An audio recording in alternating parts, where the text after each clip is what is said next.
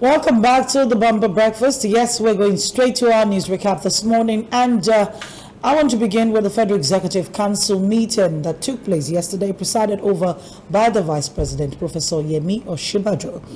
The FEC approved a contract for the construction of a new office block and parking lot worth over 14.88 billion naira for the Federal Inland Revenue Service. The Minister of State for Budget and National Planning, Clement Agba, disclosed this on Wednesday after the council meeting presided over by Yemi Osinbajo. He did tell the correspondents there that the construction of the 12-story building would save the FRS about 4 billion naira annual rent and also decongest traffic along the Awolowo Road. We have joining us this morning, but first let's go to Abuja and listen to some of the speakers at the FEC meeting. And of course, when we come back, we introduce our guests and we discuss this some more. Apparently, there are so many office buildings in Nigeria that would need, to be decongested, and the FRS seems to be renting, right, for so long. I'm just wondering, how long after been renting? I presented a memo to council for which we obtained approval for the award of contract for the construction of a new Federal Inland Revenue Service office with parking lots at 17B Awolowo Road in Lagos. This contract was awarded in favor of Mrs. ECC Nigeria Limited at a total cost of 14,888,805 naira 80 kobo, inclusive of 7.5% VAT, with a completion period of 24 months. The construction of this building will save the Federal Inland Revenue Service about 4 billion naira yearly rent that they have been paying. And it will also help the Lagos State government to reduce traffic congestion along Awolowo Road and the adjoining roads. Food security.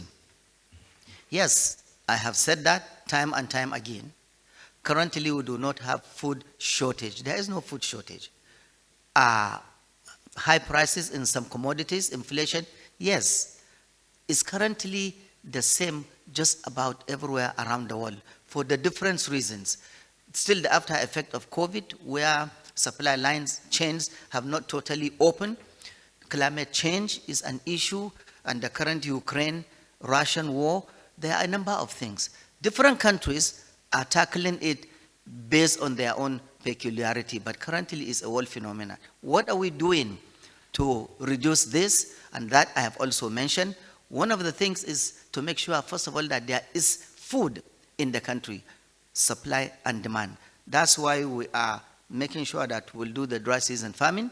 We know a lot of farmlands have been flooded, and we'll lose some crops from the rainy season. So we want to make up for that. And it's not just the ministry, even the central bank, are involved in agricultural production. So we are banking on making sure that we do that. And the president is 100% behind the augmentation of food production, and we will do that. So I am assuring you again, there will be no food shortage. We are working on bringing down inflation. And one of them, we just got another memo approved about 3 weeks ago on farm gate pricing. Farm gate pricing is a situation where middlemen and even foreigners will go to the point of harvest and buy. We have prevented that because it increases the amount of produce in the market and also reduces the intake of the farmer himself. So we have stopped that and many other things. In the distribution of grains, we're also helping certain commodity value chains with grains at maybe 75% discount so that they can produce feed, which will now cost their cost of production, and they will be able to sell their commodity. Actually, first prototype at Abuja, and the contract was approved for the supply of medical equipment and furniture to the tune of 1,684,789 naira 232 kobo, with a delivery period of 6 months. All right, joining us on the show this morning is Aki Fatunke, a chartered accountant, as we celebrate the International Accounting Day today. He's an accounting trainer as well as the fellow of the Institute of Chartered Accountants of Nigeria. He's a communication specialist. I like to say that a lot because he just likes to put words, the right words, to describe the right situation. Good morning. How are you doing today? I'm doing fine. Tobisi, thank you very much. And Madam, really nice to have you on here. And let me say good morning to fellow Nigerians. Like you said, it's International Accountants Day. Yes, like so many other professions, we have paid our dues. May I quickly say, for the likes of me, that Akitola Williams, the doyen of our profession, who is still alive today, who is still a voice of caution, not just to accountants, in terms of attitude, in terms of action, in terms of what we should be doing, in terms of integrity, in terms of accountability. We should pay homage to him, and on behalf of the President of the Institute of Chartered Accountants of Nigeria, Malam Tijani Musa Isa, FCA, MOIB, member of quite a number of other institutes for which he is now leading the institute amongst institutes. I like to say, Happy International Accountants Day, International Federation of Accountants, all chartered accountants spread all over the globe. I like to patch on what President Muhammadu Buhari has said to us in one of our institutes. The Institute of Chartered Accountants of Nigeria continues to be the bane, continues to be the linchpin to lead us to development. Guess what? The latest is that what everybody is running away from today, which is climate change, issues of climate change in terms of knowledge, in terms of accountability, it can be counted in terms of scorecard and measurement. The Institute of Chartered Accountants of Nigeria, to which I belong. Now, I am not trying to raise my shoulders beyond. I recognize other institutes who naturally must follow us, should follow our leading. We are making the flagway on how things are going to go, whether it's in agric, whether it's in tech, whether it's in the accountability trusts, whether it's getting our country back onto the right path. Congratulations. You come along, give us the tools, we deliver the devil. Don't worry. We know that you are the witch hunters of the country. And Is there a new awakening? Is it a fresh awareness? I mean, didn't we know we needed to do all these things earlier than now?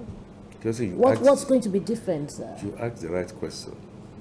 We knew white is white. Nigeria knew black is black. We deliberately choose yellow. Huh? Okay. So as our own white. If you decide that it is going to be yellow, and the policymakers say it is yellow, and Machiavelli, I think it was, tell a lie 1,000 times, it becomes the truth. We knew that what was lacking was the moral rectitude, the integrity quotient, and the courage to call a spade a spade. We called it an agricultural implement. Thank you very And much. let's begin from that part. The last story we just listened to, the Minister of Agriculture did tell us, Mohamed Abubakar did tell us that there wouldn't be food crisis next year because inflation apparently is being quickly, nipped in the bud. Also that they're subsidizing fertilizer and some other things just to make sure that there wouldn't be food crisis. Mr. Fatuke, what do you think? I don't want to list the number of situation that negates what is said, but from your perspective. My perspective is integrity, accuracy, truthfulness. And if that is what I learned as the motto of the Institute of Chartered Accountants of Nigeria, I'll look straight into the cameras and look straight into Nigerians and say, for the umpteenth time, we are being lied to. Yeah, we are being lied to. Why I say we are being lied to is I do not see anything on the ground. Precisely. And you say you want to go to, okay, let's say you want to go to where now? You want to How go does it to happen? Kwara Namoda. You know, it's in the north of Nigeria, and you face the Atlantic Ocean. It's possible for you to get there. You go to the Atlantic Ocean, Pacific Ocean, whatever. If you get to Bermuda Triangle and you don't sink, You don't make it through. chances are that you're not going to get in there. I think the minister, with due respect, knows that he's talking to people who can reason. And if 2 plus 2 is not equal to 4 10. yesterday, and you're telling me that 2 plus 2 is going to be equal to 10, I can't believe you. I can't trust you. So that is one. Secondly, economics is a science. You can't wish it away. You can say all the sophistries in the world. Food inflation that is gobbling about 20.1%, first time in 17 years, and then you now say to me that There wouldn't be food crisis. Food That crisis next is not year is going going to be rosy. and I see a situation where even from the low-hanging fruits, the Lego Dam that we ought to have done over 40 years ago, that Cameroon is releasing their water, and government is saying to all of us that no, it cannot be, that is not the issue. Or is the Minister of Agri also telling us that we are not having the problems of security where our farmers are being beheaded and nothing comes out of it? Oh, come on. But of a truth, I can tell you for free, today, Nigeria is harvesting on about 35 million hectares. We have about 65 additional. People are saying it should rise up to 65. I say 65 additional add on to 30. We are going to close to about 90 plus.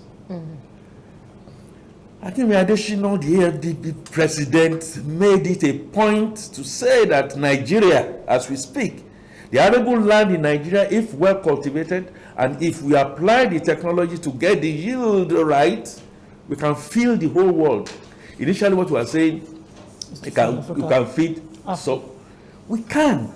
You know, like Rwanda, if only within, okay, don't let me also exaggerate, within 6 months, 1 year, 2 years of doing the right things, we can. But are we capable of doing the right things?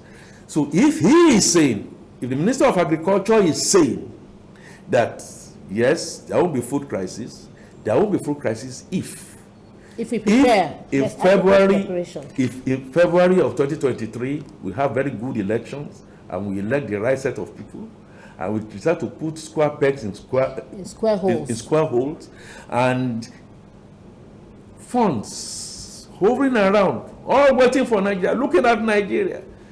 The Russian-Ukraine war is still raging. So many things are happening elsewhere. Green emissions is happening in the US. Everybody is looking at Nigeria that we are thinking is a desert land today. If we can get the right set of people to come back to Nigeria, Nigeria is going to be what? A world power in terms of food, in terms of human capacity. Nigerians will now be people like you, and people like Adele will not just be sitting down here. People will be asking you to come to Ghana. People will be asking you to come to. People will be asking you to come and share the kind of intellect and know-how that you have in here, because Nigerians will have it. The only problem is that we are not being properly led. We are lied to on a regular and daily basis because they know that the Talakawas, the out-of-school children, poverty level has made us not to be able to think directly. But so you know, I don't that's believe not it. just what was said at the FEC meeting yesterday. There is an audit going on of projects, abandoned projects that have been awarded across the Federation in the last, I think from 2015 to date. And the Minister of Budget has also gotten the approval, the Minister for State now has gotten the approval to create a database of this National Capital Project Information System to track the growing abandoned and non-completed projects across the country and quickly fund the completion of those that can be funded, and then abandon again those that completely abandon others. If they can be repurpose them. If they cannot be repurposed, finished, abandon them again. Let me preface this by saying something. Mr. Clement Agba is somebody I respect, and He's your colleague. I do not have any doubt whatsoever about his intellectual fecundity. I am not sure he listening to me speaking here will also have any problems if I disagree with him on matter of purpose. What is lacking between what he's saying here, for me, is that are we hearing this for the first time? We have had, and Clement Agba cannot. I expect when he was speaking his speech that yes, we've been on this route before. Why did we derail? We derailed the latest one with Obla, who was appointed by the federal government of Nigeria to do something, and that is get a database for all our assets, whether it is abandoned, whether it is gutters, whether it is whatever it is. Because international capital is hovering around, waiting to where it's going to be patched. The guy has not gone so far before we now started hearing there is corruption, there is this, there is that. So what does Mr. Clement Agba have to tell me, maybe some other people who are gullible, with due respect? That would be different. What is it that he has to tell me? The template is out there. It's a matter of just filling it up.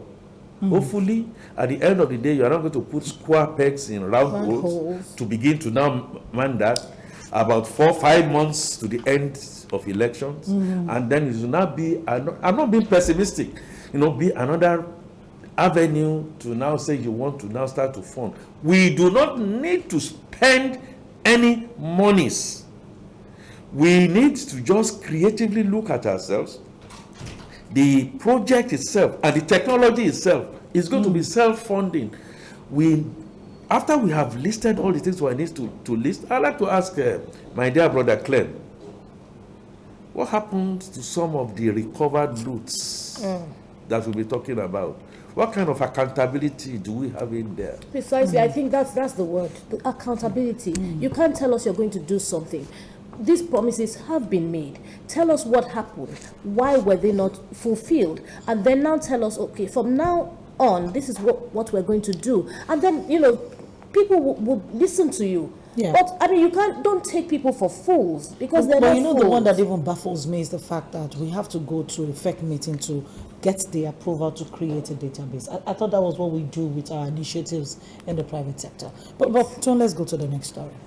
Okay, the House of Representatives Committee on National Population has queried the National Population Commission, NPC, for spending the sum of 1.2 billion to host a one-day stakeholders summit on the 2023 Population and Housing Census. The committee chaired Honorable Mohammed Lawan rejected the 2023 budget proposal for the commission for several discrepancies in the 2022 budget performance presented on Wednesday. The committee demanded for details of the mock trial of the census by the chairman of the commission, Nasser Issa Kwara, who was represented by a federal commissioner, Engineer Bala Banye.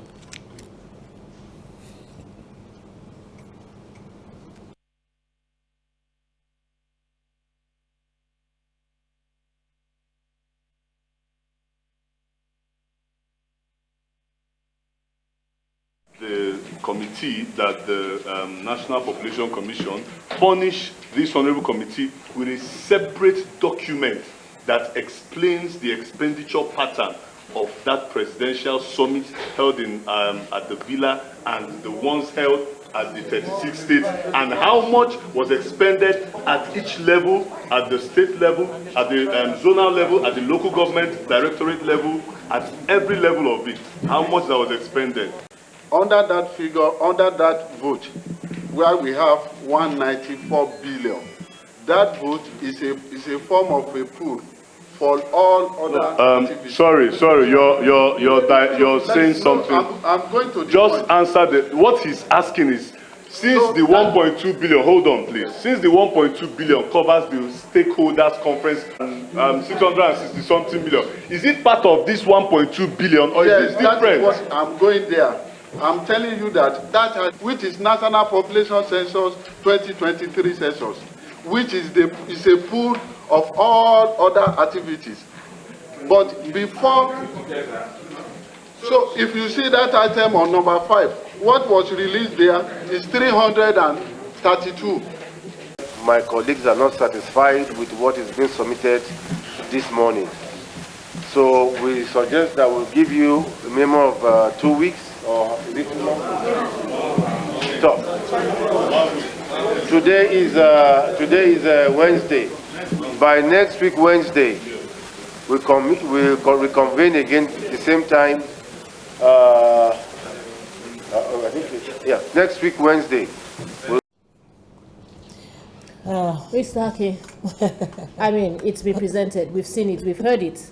1.2 billion to host a one-day stakeholders meeting. It was done already.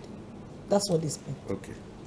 No, one day census, mock census, 1.2 billion. Don't forget that the perhaps venue they paid. No, don't rush now. Perhaps they paid for venue out of that.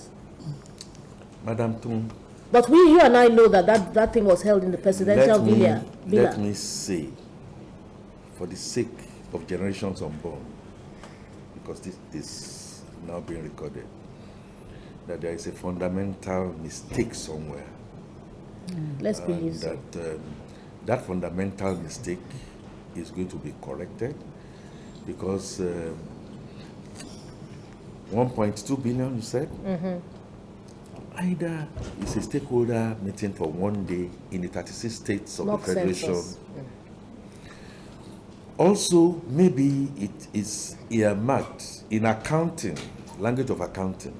What you are going to spend tomorrow, if you know it today, you can account for it. You say you accrue for it.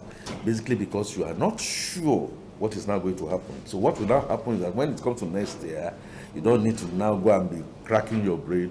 You now then amortize and cook. So many other things. If they do not know how it is done, where you do zero-based budgeting, the knowledge is there with the Institute of Chartered Accountants of Nigeria, who will be able to teach and say. But when you come to dance naked in the public, and this is not the first time. Look, this is not the first time, this is not the second time, this is not the 10th time that people go into the hallowed chambers of the National Assembly. If they are not carrying the Ghana must go back to go defend budgets and what have you. I am suspecting, with due respect to members of the National Assembly, quite a number of things will have happened on the ground. I have been part of, I have seen that before, working and going to defend. You will have seen one person, I'll see one person, I'll see one person, and you've done and whatever it's all it is. Settled, and then when you now then comes, and then you just say, so but now that this is done and they are calling them out. We are now calling them out. Again, Tomisi, please, I'm not being a pessimist. We've seen call-outs before. That at the end of the day, that is the end of the story. So the citizens of Nigeria, the fourth realm, what you are doing here, NGOs, we must continually shout, whether it's going to be the clinic, well, the Aso Rock clinic, or it's going to be the National Assembly itself that was budgeted for itself, something that was horrendous when our people were dying in the countryside. As at the time they were doing that, I can tell you the truth. This is the point. They knew that the floods was going to happen 3 years hence. They knew.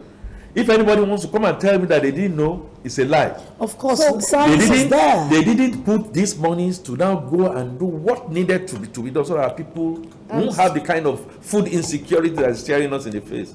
But what is now happened, what actually has happened is, what is in for me that I can put in my pocket, I can take out of the country to go and create jobs and employment for those out there, and you don't give a damn if the IDP comes as swelling on a daily basis. Mr. Fasuka, you know what baffles me here as we let you go is the fact that politicians can be changed. We won't even let him go because I still have one question to ask him. What about the civil servants who are in these offices every day, everywhere, running this system? What about the civil servants? What about the religious leaders? What about the KBACs and obas and obis and stuff like that? And wait for it. What about us, the rest of us who are waiting for our turn? So to also get there and put our hands in there.